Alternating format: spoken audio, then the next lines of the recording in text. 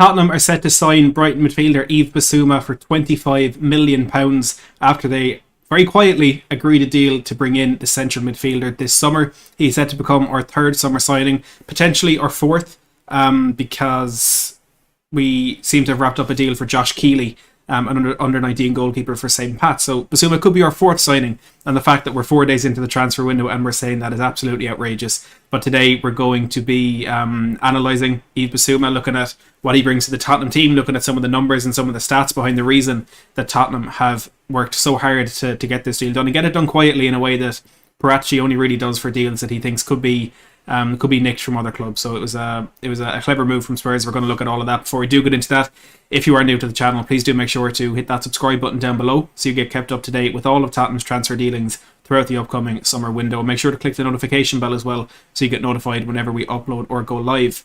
Look, no one is debating that Bissouma, in a footballing sense, is a fantastic signing. He's such a good player. He is one of the best in his position in the Premier League, and it's so exciting that the Tottenham have managed to wrap this one up again so quickly and for such a small fee. And for some people who may not know too much about the player, the £25 million fee might be a bit concerning.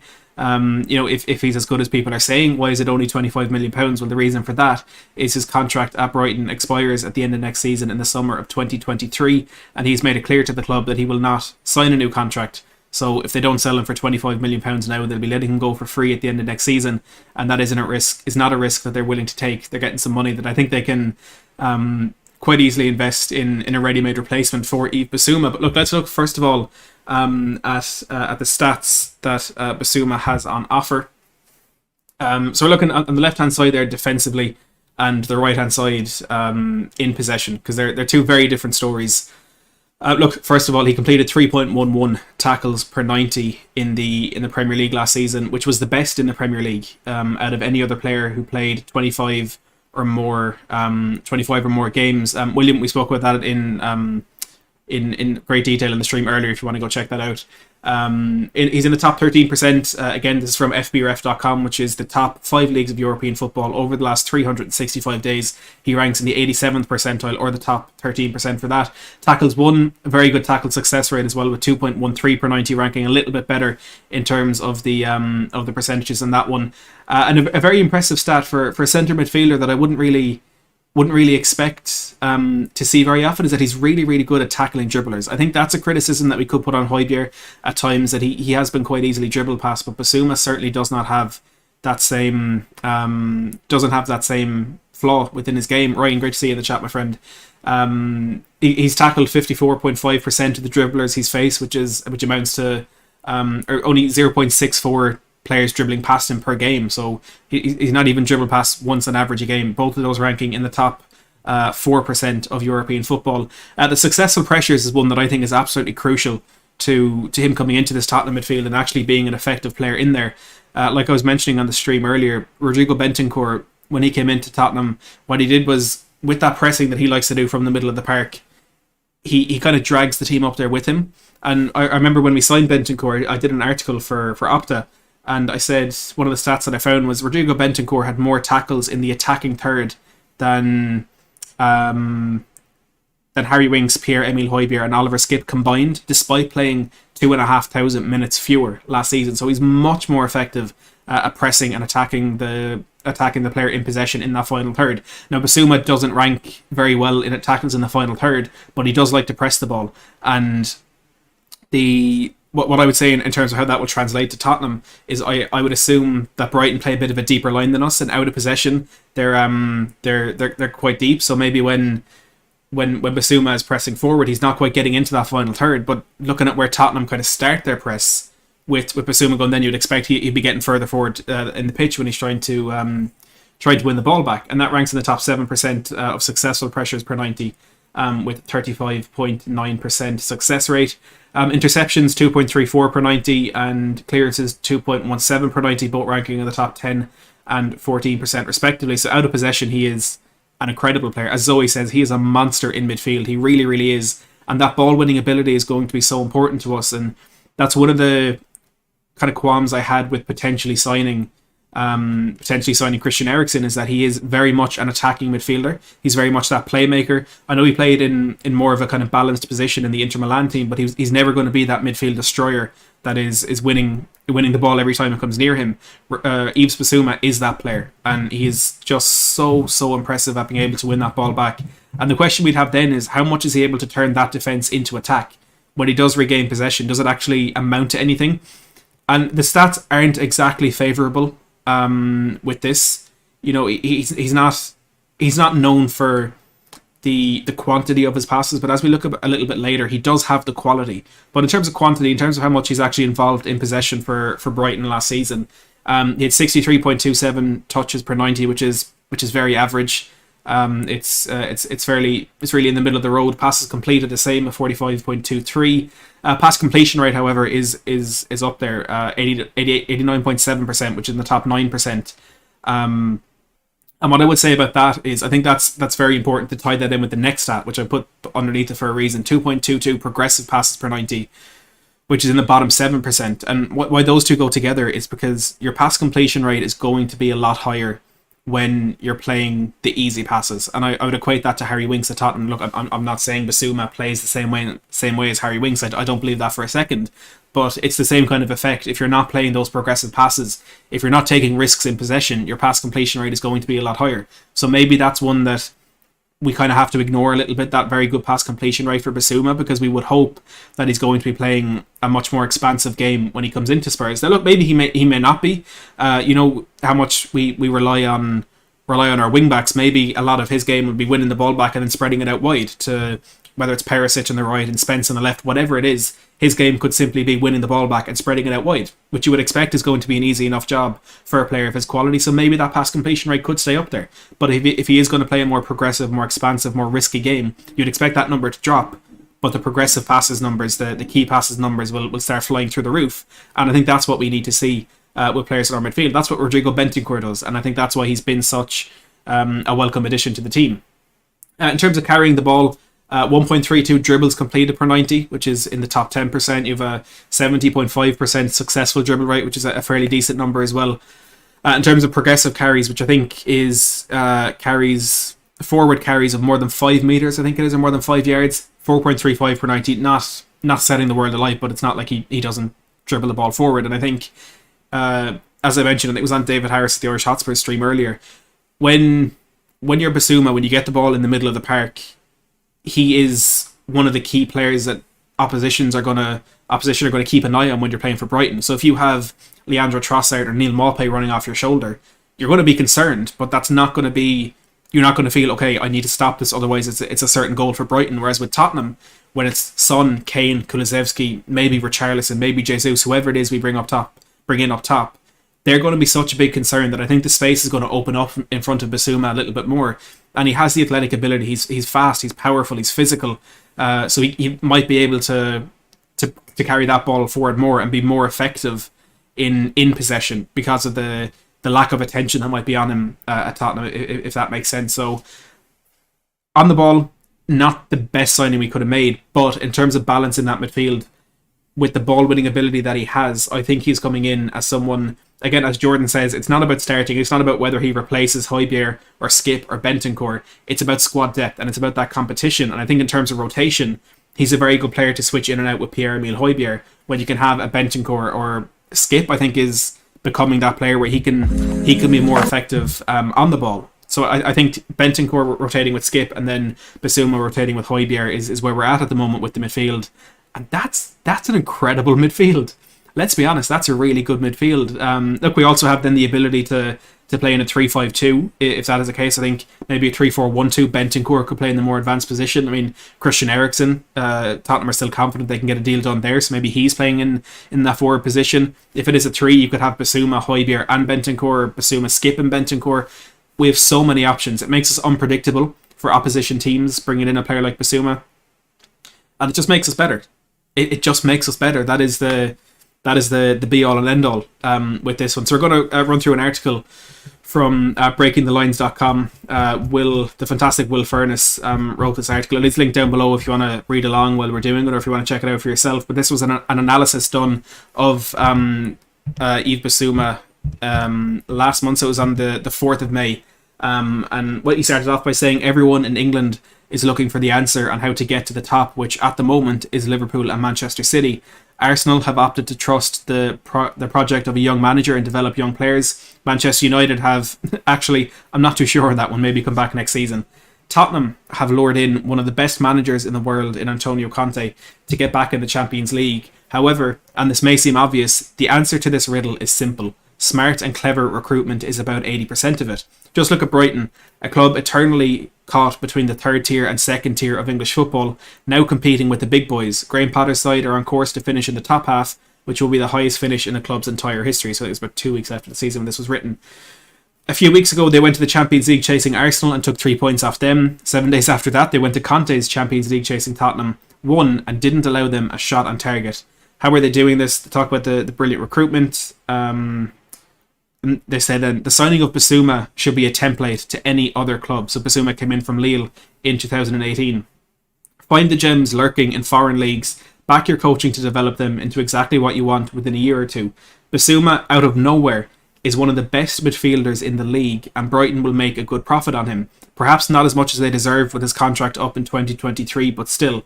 Here's why every top club should forget spending £60 million or more on a big name and make a move for Yves Bissouma instead.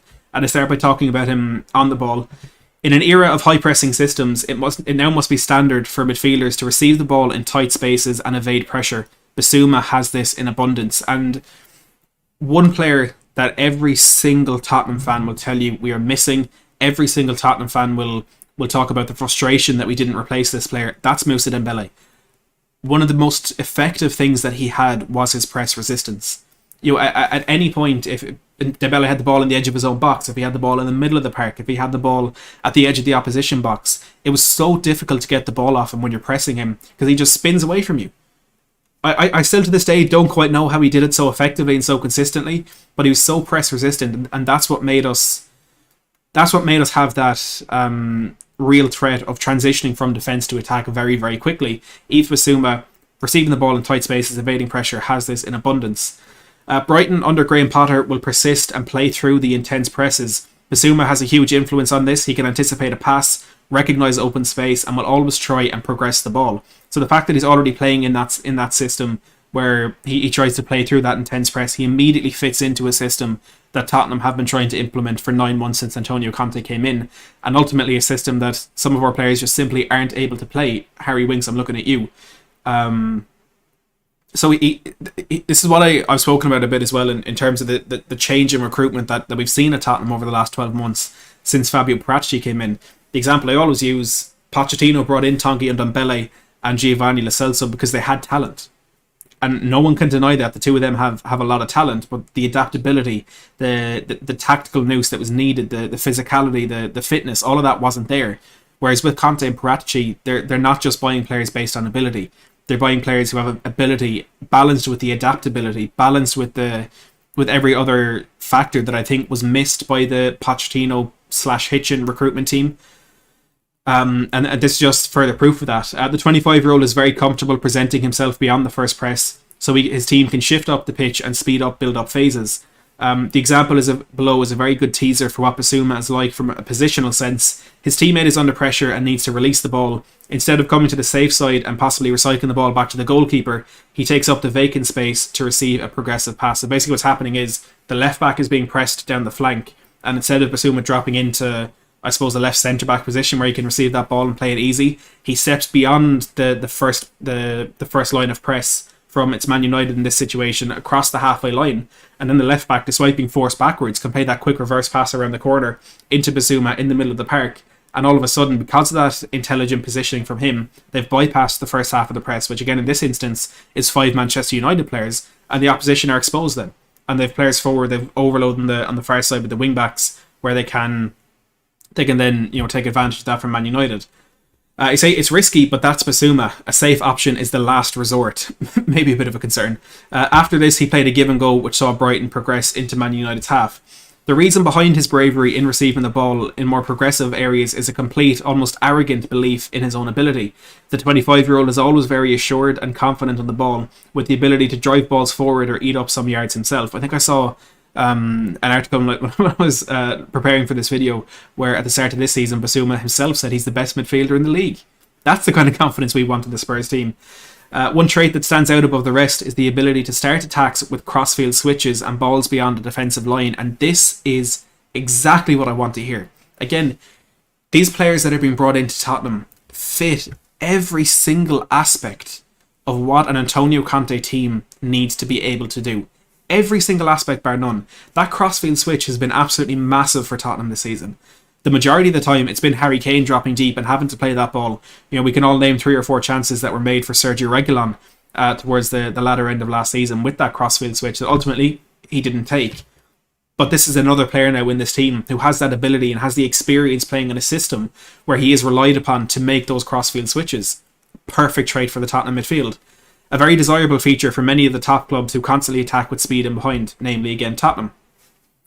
As you can see below, when he comes up against a side like Ralph Hasenhüttl's Southampton, who come with an aggressive high engagement line, affording Bissouma more than a second of space is a mistake because he can play long switches which cause the defensive line to work and move. So in this instance, Bissouma has the ball just inside his own half. I think it's Maupay making a run centrally and potentially McAllister making a run out the right hand side. And Bissouma had a second of space, a second of time, and he's able to ping that ball over the line and expose that space in behind the Southampton line.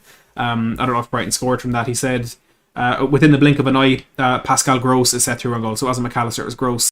Give Bissouma time and you will pay. This passing trait is highlighted when playing against a high line. Now, to be honest, I wouldn't have rated Bissouma's passing as high as this article is doing it. I trust this a lot more because obviously they've done a lot more looking into Bissouma. So the playmaker that I was calling for towards the tail end of 21, the start of the January window this year, the playmaker that I was calling for, I got a comment that completely made me change my opinion on this, where he said that Antonio Conte typically doesn't use a playmaker. He doesn't rely on a traditional number 10 to be that playmaker. He prefers a balanced player who can do both.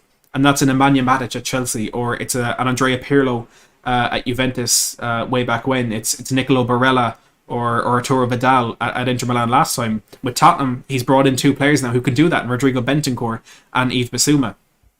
It's just beautiful. And there's more examples there of similar patterns where Bissouma has half a second of time in his own half. Newcastle are playing a high line and he sets number 7 in on goal, whoever that is. Another one against Crystal Palace. Now, what makes Bissouma so impressive technically is that he's not only fantastic at playing these kind of passes, but the 25-year-old is also brilliant with his progressive dribbling. He uses his body and strength well. In the example below from last season, West Brom are looking to prevent him from progressing the ball. Conor Gallagher is actively pressing him, backed up by another teammate because he is very good at one-on-one situations. They've blocked him off from moving the ball forward and want him to play a safe backward pass. So essentially, Conor Gallagher is pressing really, really tight to Bissouma, and there's a midfielder kind of stood in front of Bissouma, so any progressive pass, that passing lane is cut off. There's seemingly no option there for him. Bissouma drops the shoulder, turns around the other side, makes a pass Gallagher, and so essentially he's standing here, Gallagher is at this side of him, and the defender is, say, forward to his left because he's dribbling across the pitch. He spins the other way around Gallagher and is able to break into the space left by the 2 centre midfielders who have just been pressing him. And again, that's the press resistance that we speak about with Moussa Dembele that made him so effective in transitioning for Spurs. Suddenly, Bissouma has, by himself, shifted Brighton into the next phase of build-up. The remaining midfielders don't know whether to engage the flying 25-year-old, but this hesitation has left two players floating between the lines. Press him tight and he can spin you, back off and he can pick a pass. So, pick your poison. Music to my ears, I'm not going to lie to you. Christopher with the £2 super chat, thanks very much, Christopher. I appreciate it. Says, less Levy does, the better Parachi works. Great work, Matt. Absolutely. The more Levy is just sitting back, signing off on the checks, letting Parachi do his work. Absolutely fantastic for Tottenham. I appreciate the kind words, Christopher. Thank you. So off the ball, it doesn't stop there. Bissouma's work off the ball is just as intelligent and savvy as his work on it. Whereas good work in possession relies more on the eye test, data is a good signal as to how effective someone's defensive work is. Bissouma ranks very high, as we mentioned earlier on. Let's get those stats back up very quickly. Bissouma ranks very high for tackles, interceptions and clearances. This will not be a surprise to anyone who watches the Mali international constantly. Brighton press teams high in their off-the-ball structure, so Bissouma often must position himself all over the pitch, and especially in advanced areas which could be uncomfortable for some. Based on his season heat map, there isn't a blade of grass in the middle third that the 25-year-old hasn't covered, and it's red all around, across, all the way to the left, all the way to the right. He is absolutely everywhere. He doesn't press for pressing's sake or cover ground without intent. Bissouma is extremely intelligent in his defensive positioning. He is especially excellent at stealing the ball off opponents in transition. Bissouma's recovery speed is impressive. If he does get beaten or a player is escaping, he will back himself to get back and break up the play, which is a crucial trait to have. And I look at Kyle Walker as the player who I think epitomises that. That recovery speed is the reason he plays at Man City. To be honest, I don't think he's good enough defensively to be in that Man City team without that pace. Bissouma has that as well. Of course, he's not as quick as Walker, but he has that similar trait. There's an example here where a Southampton player escaped a trap by Brighton, set up on the left-hand side, and is now looking for a pass, potentially a dangerous one, with the final third opening. Sensing the danger, Bissouma rushes in and produces a wonderfully timed tackle to win the ball back from behind, wraps his foot around him, wins the ball back, and Brighton are back in possession. 164 Spur with the £2 super chat. Thanks again, I really do appreciate that. King Hoddle, the transfer fee is so low because there's only a year left on his contract, and he's told them he's not going to sign a new contract. So if they don't get 25 million now, they'll get nothing next summer. So I would argue, contextually, it's actually a fairly hefty transfer fee. This is a small example, but a very common one when watching him. Bissouma is constantly thwarting opponents just as they think they are about to produce a pass or a shot. As much as this helps Brighton in a defensive sense, it helps them from an offensive point of view. Winning the ball back in situations like this can help create dangerous transitions. So in this situation here, Southampton have committed a lot of men forward because they had a very promising attacking phase opening up. Bissouma winning that ball back completely flips the play, and Southampton all of a sudden are tracking back and trying to recover. As a modern era develops, attacking transitions are becoming important, and Bissouma can help any team start to begin these sorts of patterns. Positional sense they talk about next. Due to being a very all-rounded player with many different traits, Bissouma is a very mouldable midfielder. He can play as a 6 or as an 8 and has done so with Brighton. So again, can play in those different systems for Tottenham. He can be a defensive-minded midfielder if you want, or a progressive one in a midfield 3. Bissouma really is whatever you want him to be, and this trait can be so valuable as he can switch his role during a game to catch an opponent out. He is as crafty and inventive as he is calm and measured. He can pull off moments of trickery, but is equally a comfortable presence in midfield. These are incredible lines. This is what makes Bissouma such a fascinating midfielder. He really does seem destined for a Champions League club if they're smart enough to recruit him. And well, again, as we've been talking about quite a bit today, and I'm sure as they have on every YouTube channel you've been to, the Champions League club that have recruited Yves Bissouma is Tottenham Hotspur. And we're not going to stop there. We're going to talk about a few more bits, but again, that's an article from William Furness on breakingthelines.com. It's linked in the description if you want to go and check it out. It's just such a clever signing from Tottenham. Again, there's more to it. More off the pitch stuff, which you spoke about in a stream earlier, if anyone does want to check that out, but purely focusing on the football side of things here, it's a very smart buy from Tottenham. Mark Goldbridge, I know, did a stream earlier where he described this as pound for pound the best signing of the transfer window, and I kind of struggle to disagree with that, with the signings that have been made so far. I mean, of course, there's potential for a better deal to be made, and kind of hoping that Tottenham could be the team to pull off a better deal. It's not impossible with some of the players we're looking at. Adam Phillips says, have we agreed personal terms with him? So we haven't agreed personal terms, but they're not expected to be a problem, and he's set to have his medical on Thursday. So just to go through the key reports again, we did earlier, but mention him again. Gary Jacob was the first to report on this. He said that Tottenham have agreed a deal around £25 million for Yves Bissouma. Tottenham are confident that personal terms will not be an issue, and Bissouma should have a medical this week. The medical was reiterated by Lyle Thomas, I think Fabrizio Romano said the same, Charlie Eccleshare, and a few others. So it's just true. It's just true. I don't know what other way to put it. We also had some updates from Alistair Gold on Tottenham's transfer window, starting with Yves Bissouma. He said, and this is one of my favourite lines that I've heard, that I've ever heard in this transfer window. Fabio Paratici is working on a transfer window like no other at Tottenham Hotspur to provide Antonio Conte with a team that can challenge on all fronts. This is the mentality that is within Tottenham Hotspur right now, with Fabio Paratici, with Antonio Conte, with Harry Kane, Son, Romero, Bentancur, Bissouma, maybe Spence, with Perisic. We want to challenge on all fronts. We're not here to make up the numbers. We're not here to get back into the Champions League. We're here to challenge, and we're here to win trophies, which is kind of makes me shake a little bit. When the two Italians met on a hot morning in Turin 5 days after the end of the season, they discussed plans and targets to assemble a much bigger and stronger squad that would allow the head coach to challenge the top clubs in the Premier League and the Champions League next season. Conte was left particularly bewildered towards the end of the campaign. It had taken just 4 or 5 injuries to ensure he needed to name 4 young academy players on the bench, 3 without a Premier League appearance to their name, and 1 in Dane Scarlett with just a handful of minutes from 2 late cameos. Football London understands the head coach is understood to have felt restricted at times last season, with his inability to change games by having a bench full of players close to the level of his starting 11. So that squad depth just was not there. And of course that was a problem for Conte. Of course it was a concern. But he's working very hard to change that. And again, that's why I talk a lot about people saying with Richarlison, who does he replace? Where does he start? With Bissouma, does Bentancur or Højbjerg lose their position in the team? That's not a debate we need to have. We're going to have 5 subs in every game next season. So there's going to be 16 players we can use in every individual Premier League game. We're going to have to rotate the starting players. We're going to need a squad, I would wager, of 21 to 23 first team level players. We're probably not going to have that. We have, I'd argue, 16 that you'd be comfortable enough to play in that first team at the moment. We're going to sign 5 or 6, but we're also going to let a few go. So it's kind of hard to figure out exactly what position we're going to be in.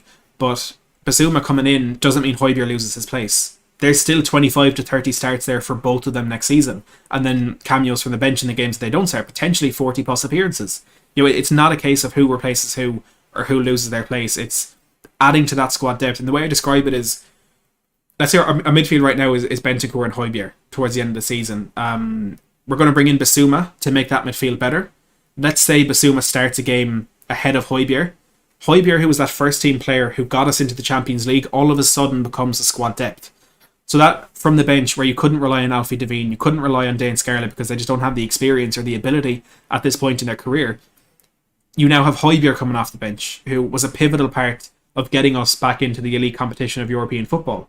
So it's a clever way that Tottenham are going about it. Rather than specifically buying depth, we're buying more first team players. That makes our first team players depth, if that makes sense. Thanks for your kind words, Alex. I appreciate it.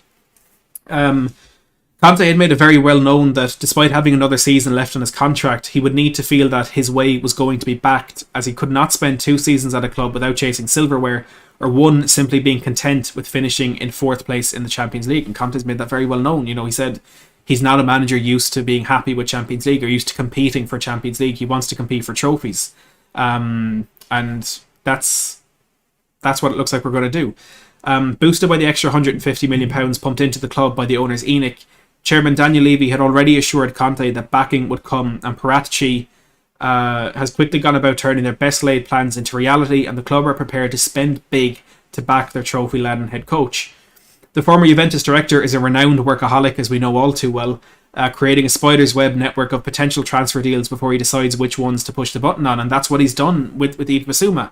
He had that spider web of Pau Torres here, of Destiny Udogie over here, of Richarlison, Gabriel Jesus, Jed Spence, whoever it is, working behind the scenes to get this Yves Bissouma deal done. The 49-year-old has taken little time off since the season ended, and the result is Spurs being about to make their third summer signing, despite the transfer window only being open on Friday. Having already brought in Conte favourite Ivan Perisic on a free transfer, and a homegrown addition in out-of-contract England international goalkeeper Fraser Forster, the club have made their move for 25-year-old Brighton midfielder Yves Bissouma. Conte asked for ready-made players in order for his new-look squad to hit the ground running this season, and the Mali international has been one of the most impressive performers in the Premier League in recent years. With just a year left on his contract, Tottenham are expected to tie up a deal that is initially worth more than £25 million, but could eventually rise beyond £30 million with various add-ons, and the player is set to undergo his medical at the club later this week.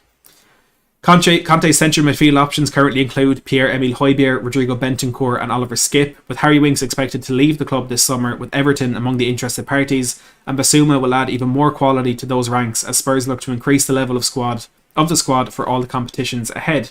Now look, the Brighton midfielder has been in the headlines this season off the pitch after he was arrested last year, along with another man following an investigation into an incident at a Brighton nightclub. Again, I just want to say we spoke about that in depth in the stream earlier today if you want to check that out. Paratici is set to make further signings for Conte this summer. with the plan to get as many of them through the door in time to take part in the head coach's grueling pre-season, during which he will lay down the requirements and philosophy he expects next season. And that's why Conte wants another 4 to 6 faces before we go on our pre-season tour to create. And before I continue with this, I think there's over 700 watching live. Please do hit that like button down below if you haven't already. How many likes? We're not even at 200 likes yet. Let's get to 300. Smash that like button and subscribe while you're down there for more of this content throughout the window. Conte wants at least 6 new faces to arrive at the club, and with the plan to get many of them in before the team's tour to South Korea, it will be a summer like no other for Spurs, who are renowned for leaving their transfer dealings until later in windows. Conte would still like a new left-sided centre-back. We don't know who that's going to be. A new striker. We don't know who that's going to be. A new creative midfielder. You guessed right, we don't know who that's going to be. And a right wing-back, which we assume is Jed Spence. Rob, thank you for subscribing. As well as replacing anyone he had in the squad at the end of the season who leaves the club this summer. So in terms of the number of number of incomings we're expecting, Dennis, it's in the middle of July. The incomings we're expecting for the rest of the window. So a left-sided centre-back, a striker, a midfielder and a wing-back, right wing-back are set in stone, but then replacing anyone who leaves. So if Reguilon goes, maybe we get another left-back. If Bergwijn or Lucas go, maybe we get another forward. So it's not just 3 or 4 more signings. It could be a very busy window for Tottenham. Returning loan players Tanguy Ndombele and Giovanni Lo Celso are set to head out again, as could last summer's signing Bryan Hill, while Winks, Stephen Bergwijn and Joe Rodon are all expected to be among those who leave in search of regular football. Tottenham are also expected to listen to offers for Sergio Reguilon and Emerson Royal. Sean, thank you for subscribing as well. This is one that a few people will be happy to hear about if I just get the picture of this wonderful footballer up. Spurs have held discussions internally about bringing Christian Erickson back to the club. The Denmark international, who is nearing the end of his short-term contract at Brentford, is understood to be keen on remaining in London, and Tottenham are hoping to convince him to work with Conte again, with Manchester United and the Bees also interested. So what we didn't mention earlier on our stream, because the news came out afterwards, is that David Ornstein has reported that Manchester United have made an offer to Christian Erickson ahead of the new season. I think David Ornstein said he's seen as a potential alternative to Frankie de Jong if they can't get that deal done. Now, Erickson has been quoted as saying he wants Champions League, but it's not essential. So that kind of leaves the door open for Man United there. Tottenham are also expected to make a bid for Middlesbrough wingback Jed Spence, who had a breakout season with Nottingham Forest in the Championship and helped them earn promotion to the Premier League through the playoffs. The 21-year-old is understood to favour a move to Spurs, attracted by the prospect of playing in the Champions League and working with Conte, but the North London club are yet to agree a fee with Borough for the England under-21 international, who is also of interest to Borussia Dortmund, Roma, Newcastle, Brentford and Nottingham Forest. Jed Spence finished up on his international duty last night, scoring an own goal, typical Spurs player. So hopefully we will see some developments on this deal in the coming days or weeks. On Richarlison, one that I think we're maybe priced out of. Paratici is a big fan of Everton winger Richarlison, and Spurs are monitoring his situation this summer, with the Liverpool club having shown an interest in Winks throughout January before and after Frank Lampard's arrival, and the potential of a mutually beneficial deal. Tottenham are also among the many clubs to have shown an interest in Leeds United's Rafinha and Newcastle attacker Alan St-Maximin. Now, looking at the back, Conte would like a couple of new centre-backs, with Leipzig's Josko Vardiol, Villarreal's Pau Torres, Crystal Palace defender Mark Guehi, Torino's Gleison Bremer, Barcelona's Clement Longley and 19-year-old Ukraine international centre-back Ilya Zabarny among the names on their shortlist.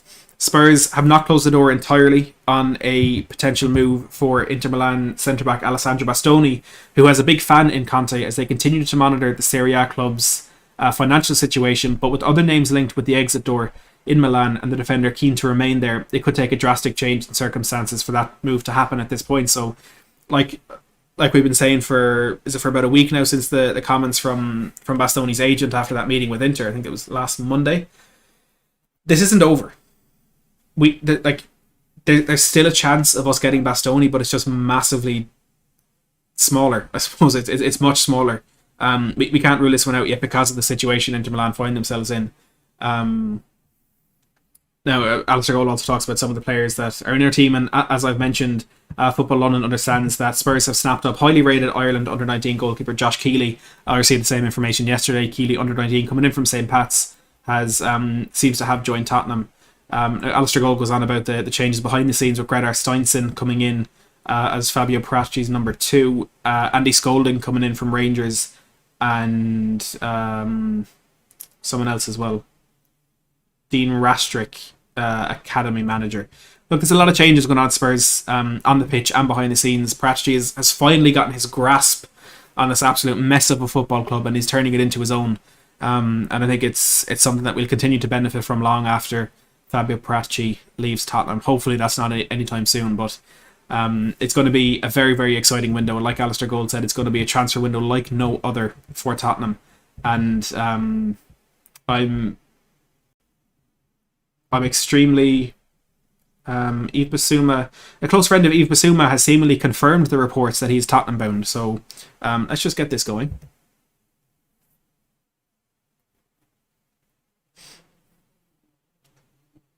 Not exactly breaking news, but I like using that. So a close friend of Yves Bissouma, according to the Spurs Express and NB on Twitter, a close friend of Yves Bissouma has seemingly confirmed the reports that he's Tottenham bound. So this Lassina Diaby, who must be a close friend, has put up I'm sure you've all seen that photo of Yves Bissouma kind of photoshopped into a Spurs kit. He has a picture of Bissouma with that and something in French, which I might try and translate very quickly. Look, I don't think we necessarily needed anything of like a kind of leak or a confirmation like this. I think we all expect this deal to happen. But I'm just going to move my phone out of the way so I can type. It's always nice to get that confirmation, and I think we're, despite the fact that we have so many almost confirmed reports and so many very reliable reports about this deal happening, I think we wouldn't be Tottenham fans if we didn't have a slight bit of concern that this is something that could fall through, to be perfectly honest. So this so the thing that the post says, Octopus is just getting started. I don't know if that's a dodgy translation or if Octopus is a nickname for Yves Bissouma, but a close friend there seemingly confirming that Yves Bissouma will be a Tottenham player, hopefully in the coming days. Look, we're going to be covering this transfer a lot more. We're going to be covering every single Tottenham transfer, both incomings and outgoings, analysing not only the transfers that we bring in, but also the sources where the stories are coming from to make sure that you all have context on the never-ending string of rumours that come out with Tottenham and their transfer business. Eamon says only 233 likes with 739 watching. We're going to wrap up very shortly, but let's see if we can get that to 300 before we do. Do make sure to hit that subscribe button while you're down there. And like I always say, hit that notification bell as well so you get notified every time we upload or go live. Hopefully there's going to be a lot more breaking news throughout the window, so we're going to have a lot of impromptu streams we haven't scheduled but that we have to do to cover the news coming in for Spurs. We're hoping to get to 15,000 subscribers by the end of this month. We're about 300 off at the moment, which is a crazy number to me. I never thought I'd make it this far in this platform, but I'd really appreciate any support we could get on that. So do make sure to tune back in next time we're live. Again, it will be some evening during this week. We do, if you are new, the main content that I do is 3 or 4 times a week. We have a transfer roundup. It'll usually be at about 7 or 7:30 in the evening. Just looking at all the stories of the day from the most reliable sources. We do breaking news streams if it is needed, and of course we do these transfer analyses. We had an Inter Milan fan on last week looking at Perisic and Bastoni when it looked likely. So if you want to go check that out, please do. Plenty of other content on the channel if you do want more. But we'll wrap up this stream for now. But from me for now, and as always, thank you so much for watching.